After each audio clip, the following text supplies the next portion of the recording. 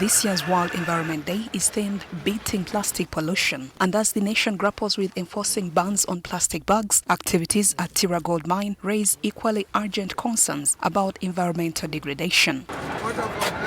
Mercury, a highly toxic liquid metal, ranks third on the global list of hazardous substances. In its vapor form, mercury can impair the nervous system, cause lifelong disabilities, lead to miscarriages, kill livestock, and even can result in instant death if inhaled in high concentration. Yet, many artisanal miners remain unaware of these dangers.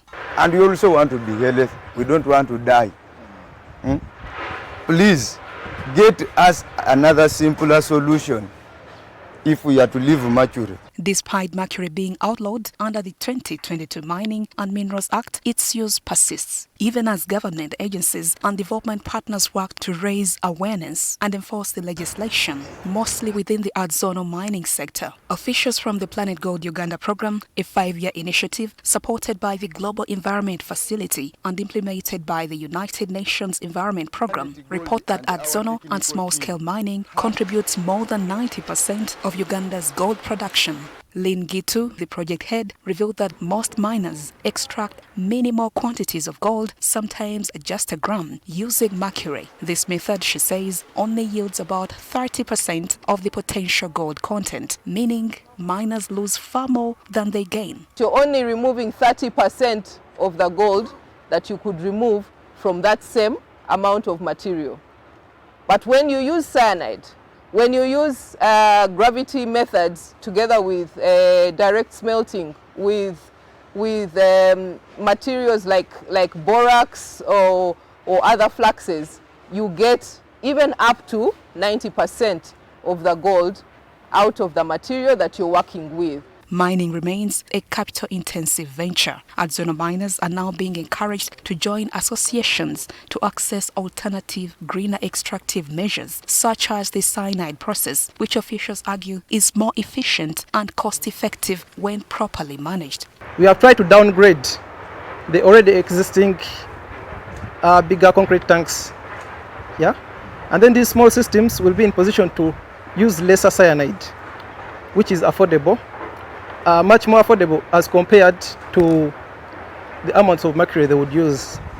In Tira and surrounding areas, business is thriving. A gram of gold currently sells for 280,000 shillings, up from just 70,000 shillings a few years back, underscoring the sector's economic potential. Despite increased awareness campaigns, enforcement remains a challenge. Local government officials in mining hubs like Busia say they are still awaiting clear guidelines and resources to begin arresting those caught using mercury. National Action Plans talks of 2030 to have use of mercury totally eliminated. We have the regulatory framework. We have the National Environment Act of 2019 putting a total ban on the use of mercury. Are we aware of that? We have the National Action Plan in place.